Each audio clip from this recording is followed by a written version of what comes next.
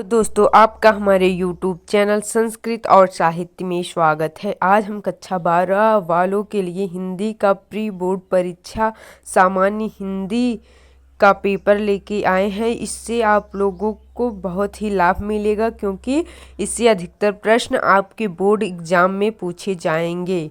तो आइए चलिए हम देखते हैं पहला प्रश्न। वासुदेव शरण अग्रवाल द्वारा लिखित कृति है, तो इसका सही आंसर है पृथ्वी पुत्र।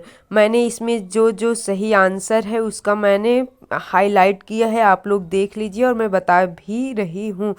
प्रश्न नंबर दूसरा। प्रोफेसर जी सुंदर रेड्डी के लेखक हैं, जिसका सही आंसर है मेरे विचार। सबसे पहले यहाँ नोट कीजिए, ये प्रश्न ही गलत पूछा गया है। प्रोफेसर जी सुंदर रेड्डी किसके लेखक हैं, ऐसा प्रश्न होना चाहिए, लेकिन यहाँ पर प्रश्न गलत पूछा गया है। तो आप लोग डरिए मत, ऐसे ही आप लोग आंसर मेरे विचार देंगे तो कोई गलत इसमें नहीं होगा। ये प्रिंट गलत हो गया है। तो चलिए आइए हम प्रश्न नंबर गा देखते हैं। यशपाल कृत सिंहावलोकन रचना की विधा है, जिसका सही आंसर है आत्मकथा। निराला की साहित्य साधना के लेखक हैं, जिसका सही आंसर है डॉक्टर रामविलास शर्मा। आलोचनात्मक कृत साहित्य सहचर के लेखक हैं, जिसका सही आंसर है हजारी प्रसाद द्विवेदी। हिंदी साहित्य का प्रथम कवि माना जाता है, तो इसका सही आंसर है सराहपा। यहाँ पर भी गलत प्रिंट हो गया है, लिखा गया है सरछया, तो इसलिए आप लोग सराहपा चाहे जैसे भी लिखा गया हो आप लोग यही आंसर लगाएंगे। इसका सही आंसर आप लोग जानते रहिए सराहपा है। प्रश्न नंबर नई कविता युग की रचना है, तो ये सही आंसर है खुशबू के शिलालेख। तार सप्तक का प्रकाशन वर्ष है सन 1943। भारतेंदु हरिश्चंद्र द्वारा प्रकाशित पत्रिका है कविवचन सुधा।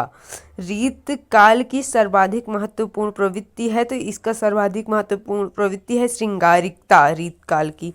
तो जब तक सूर्य की रश्मि नित्य प्रातःकाल भवनों को अमृत से भर देती है, तब तक राष्ट्रीय जन का जीवन भी अमर है।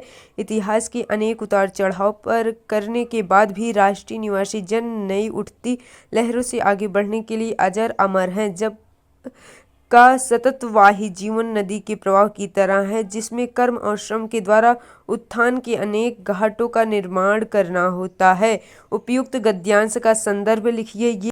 ये पृथ्वी पुत्र वासुदेव शरण अग्रवाल द्वारा लिखित है। इसी गद्यांश में सारे आंसर हैं, आप लोग देख के लिख लीजिएगा। तो आइए चलिए हम दूसरे प्रश्न नंबर चौथे पर चलते हैं।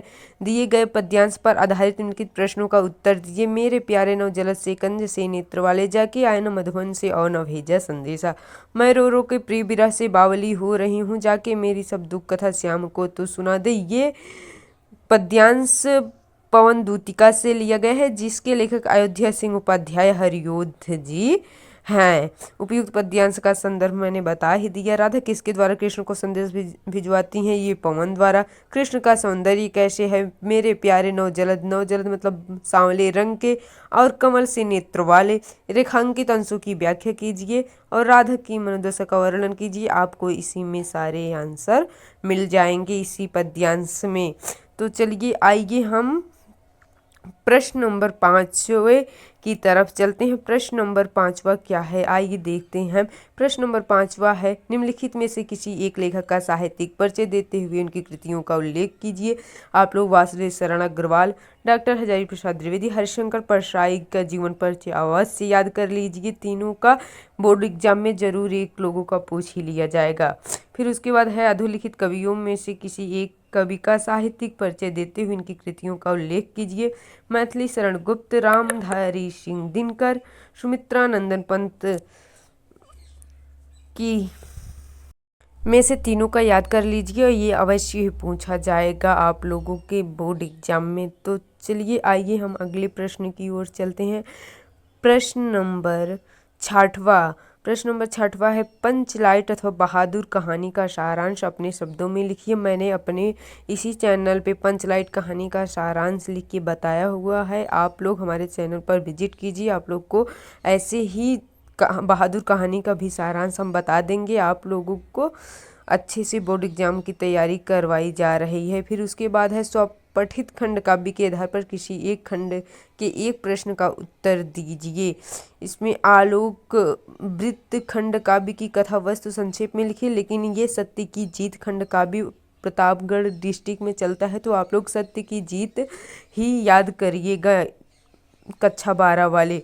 फिर उसके बाद खंड खा प्रश्न नंबर 8वां, दिए गए संस्कृत गद्यांश में से किसी एक का संदर्भ हिंदी अनुवाद कीजिए। यह जो पहला का वाला गद्यांश है यह संस्कृत भाषा या महत्व से है, तो आप लोग इसे देख लीजिए। उसके बाद हम पद्य भी आप लोग तो पढ़े हैं, आप लोग जानते होंगे कि इस पाठ से लिया गया है। तो चलिए आइए हम देर न करते हुए दूसरे प्रश्नों पर चलते हैं, आप लोग इसे देख लीजिएगा। तो प्रश्न नंबर 9, निम्नलिखित मुहावरों और लोकोक्तियों में से किसी एक का अर्थ लिखकर वाक्य में प्रयोग कीजिए। पहला है हाथ कंगन को आरसी किया, दूसरा है आंखों का तारा होना, तीसरा है पानी पानी होना, चौथा है सावन हरे न भादव सूखे। तो आप लोगों को मैं ये मुहावरे अपने चैनल पर करवा दूंगी, आप लोगों को सिर्फ मैंने ये प्रश्न दिखाया है, आप लोग इस प्रश्न को केवल देखिए, उसके बाद हमारे चैनल पर विजिट कीजिए, हम आप लोगों को ऐसे ही बताते हैं। प्रश्न नंबर 10वां, निम्नलिखित शब्दों के संधि विच्छेद के सही विकल्प का चयन कीजिए। वधु उत्सव का संधि विच्छेद है, इसका सही आंसर है वधुधन उत्सव। स्वागतम का संधि विच्छेद है, इसका सही आंसर है सोधन आगतम। नायक का संधि विच्छेद है नेधन अका। अधोलिखित शब्दों की विभक्ति और वचन के अनुसार सही चयन कीजिए। सरिताम में भक्ति और वचन है, तो इसमें खष्टी विभक्ति बहुवचन है। सर्वस्मिन में विभक्ति और वचन है, तो इसका सर्वस्मिन में सप्तमी विभक्ति एक वचन है। निम्नलिखित शब्द युग्मों का सही अर्थ चयन करके लिखिए। अविराम अभिराम, तो इसका सही आंसर है अविराम मतलब होता है लगातार और अभिराम मतलब होता है सुंदर।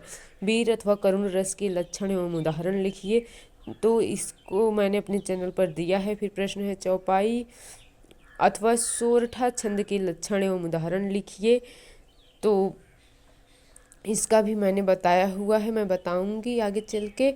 फिर उसके बाद प्रश्न नंबर 13वां, अपने क्षेत्र में प्रदूषण से उत्पन्न स्थिति का वर्णन करते हुए किसी दैनिक समाचार पत्र के संपादक को एक पत्र लिखिए।